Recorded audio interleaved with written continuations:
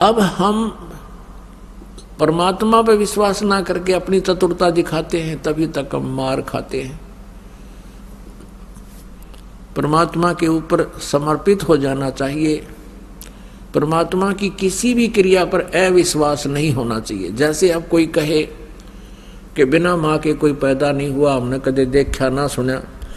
अब इस प्रश्न का उत्तर तो बहुत आसानी से दिया जा सकता है, लेकिन आपका समझ में देरता आवेगी। हमने ना देखा ना सुना, तो जो चीज हमने देखी ना सुनी, क्या वो मिथ्या हो जाती है? अब जैसे परमात्मा सब कुछ कर सकता है। कई भक्त कहते हैं, कहा करते, जैसे शुरू में डिस्कस होती थी कि ये बात भी विश्वसनीय नहीं है कि कमल के फूल पर और एक बालक कम से कम 2-3 किलो का तो होता है, और वो कमल के फूल पर रुक ही नहीं सकता। बता भाई, कहाँ परमात्मा के बारे में जब तक हमारे मन में ये रहती है कि ऐसा नहीं हो सकता, ऐसा नहीं हो सकता, ऐसा नहीं कर सकता भगवान, तो हम भक्त नहीं हैं। और ये हमारे हृदय से हट जाना चाहिए कि परमात्मा क्या नहीं कर सकता। एक समय ये दास जब इस क्रोथा कांड के कारण इस झूठे केस में जेल में था, वहाँ एक वार्डन था, वार्डन यानी एक पुलिस वाला था, बहुत अच्छा धार्मिक व्यक्ति था। अब हर एक आत्मा को चाह है कि महाराज जी है, चर्चा करा भगवान की, थोड़ी बहुत क्या ज्ञान था। पहले तो ये पूछते आप ये घटना कैसे हुई, हम उनको बताते हुए सच्चाई तो ये है। तो प्रभावित हुए, क्योंकि कोई बालक थोड़ा आज सब जान जाते हैं सच्चाई को। फिर उनको हमने बताया कि कबीर इज गॉड। अब वो सुनते रहे। शायद उसने प्रश्न किया कि हमने तो सुना है कबीर जी तो एक विधवा ब्राह्मणी का पैदा हुए थे, ये उनका जन्म नहीं हुआ था, स्वयं प्रकट हुए थे, जैसा मैंने अभी आपको सुनाया है। और उससे 2-3 दिन पहले जो यह कथा मैंने उसको सुनाई परमात्मा के प्रकट होने की, उससे 2-3 दिन पहले ही वो कह रहा था कि महाराज जी आपने सुना है, कभी देखा है, एक बथुए का पेड़ होता ना छोटा सा, हमने तो 1.5-2 फुट का मुश्किल से बथुआ देखा खेतों में। उसने बताया कि एक बथुआ हमारे ही एक मित्र पुलिस वाले के घर पे है, और वो बथुआ, वो छत थी जो उस जेल की कोठड़ी की 12-13 फुट की, कहती इससे भी ऊपर, इससे भी बड़ा है, और इतना मोटा उसका तना है, कम से कम भी 6-7 इंच का उसका डाया है, और इतना बड़ा हर 12 मास हरा रहता है, और उसके पत्ते तोड़ तोड़ कर साग बनाते हैं।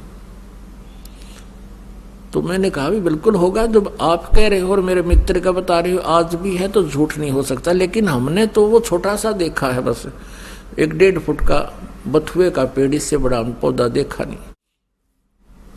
नो बोला सच्ची है, मैं भी सच्ची होगी। फिर मैं जब आप कह रहे हो, मैं तो आप झूठ थोड़े बोलोगे, आपका उद्देश्य क्या झूठ बोलने का। अब 3-4 दिन दास ने जब यह कथा सुनाई परमात्मा के प्रकट होने की कमल के फूल पर, तो वो क्या कहता है जी, आपकी एक भी बात ऐसी को नहीं जो समझ में आ जाए, और ये नहीं लगता कि आप झूठ बोलोगे, आपका उद्देश्य नहीं। माँ भाई कौन सी बात आपके समझ में नहीं आई? मैंने कहा कि एक तो ये नहीं आई कि बिना माँ के कोई पैदा होता है, आपने कभी देखा ना सुना। चलो आपने ना देखा सुना होगा। और दूसरी ये नहीं आई कि कमल के फूल पर एक नवजात शिशु कैसे रुक सकता है। अब मैंने उसको याद दिलाया कि भगत जी, आप 3-4 दिन पहले कह रहे थे कि हमारे एक मित्र के यहाँ इतना बड़ा बथुए का पेड़ है, इस बिल्डिंग से भी ऊपर चला जाता, इतना ऊंचा है, और ऐसा मोटा उसका तना है। और मैं ये कहूँ कि ये हो ही नहीं सकता, बथुआ तो इतना होता है, तो क्या आप जो कह रहे थे वो झूठ हो जाएगा? तो उसकी एकदम बुद्धि घूम गई। आपने सही कहा। मैं कहा जब बथुआ इतना बड़ा हो सके और इतना मोटा हो सकता है, इतना तो कम परमात्मा ने कमल के फूल को टोकरे जोड़ बना दे, वो कोई बात हुई या? बड़ा हास्या हो, फिर मानना तो नहीं, फिर हास्या ठीक। कहाँ जी, बात तो आपकी सही है। कभी बाहर आऊंगा, जब आप बाहर जालोगे, जब नाम लूंगा, वो तो नाम तो भगवान की दया होगी, उसी को प्राप्त होता है, लेकिन उसकी संतुष्टि सही होगी कि परमात्मा कुछ भी कर सकता है। क्या वहां कमल का फूल नहीं इतना बड़ा हो सकता? जिस पर आदमी बैठ जाए तो बिना झुके, तो आप ऐसा मोटा बथुआ बता लाग रहे, उस पर चाहे बालक झूले जिस पर आप बता रहे हो। और जो बथुए का आम साइज होता है उस पर एक काग नहीं बैठ सकता। तो वो मान गया इस बात को। तो पुण्यात्माओं, ऐसे हमने जो परमात्मा की महिमा सुनते समय हमारी जो बुद्धि काम ना करे तो ना करने दे, लेकिन परमात्मा पर अविश्वास नहीं होना चाहिए। भगवान ये नहीं कर सकता, वो नहीं कर सकता। एक बार इस दास ने एक ये उपदेश लिया ही था गुरुदेव जी से, सन 1988 की बात है। और 1989 के अंदर एक गैलरी के ऊपर एक पूजा स्थल बना दिया। वो 5.5 बाई 15.5-16 फुट लंबा, 5.5 फुट चौड़ा। उसके आमने सामने एक तो पीछे आंगन की तरफ खिड़की थी, एक गली की तरफ खिड़की थी, झांकी विंडो, और छत के ऊपर एक गेट और एक खिड़की थी। अब जब वो झांकी यानी जंगले लगाए, वो मैंने जल्दी के मारे बने बनाए ले लिए,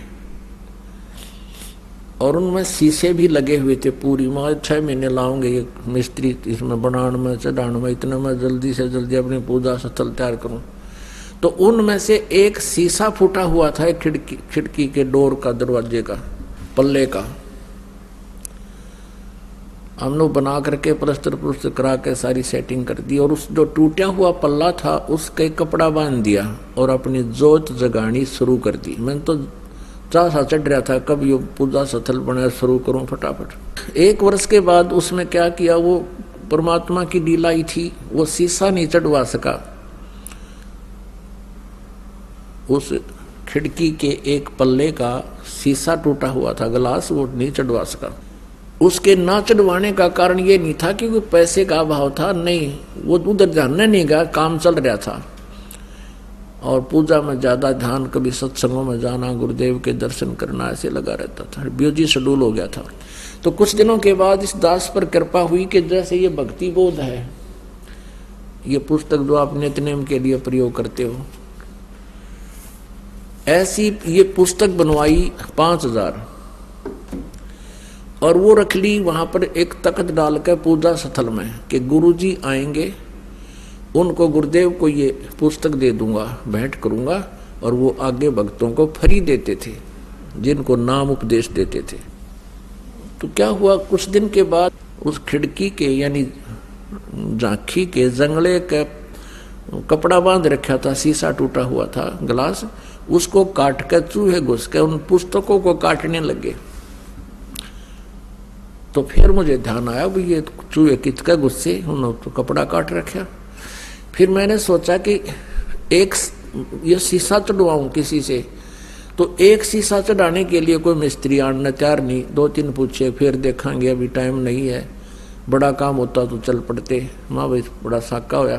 फिर मैंने सोचा कि इसके बाहर से लोहे की जाली लगवा देते, मच्छरों वाली, जैसे मच्छरों से बचाव के लिए लोहे की जाली लगाते, तारों वाली। मैं नाप ले गया उनका, उसका नाप ले लिया। ऊंची तो वो लगभग 4.5 फुट थी, 4 फुट या 5 फुट, और चौड़ी थी 2 फुट 8 इंच। अब मैंने वो लिखा हुआ साइज उस लोहे वाली दुकान के मालिक को दे दिया, भाई ये जो इसमें लिखा है ये साइज काट दे, और 2 पीस।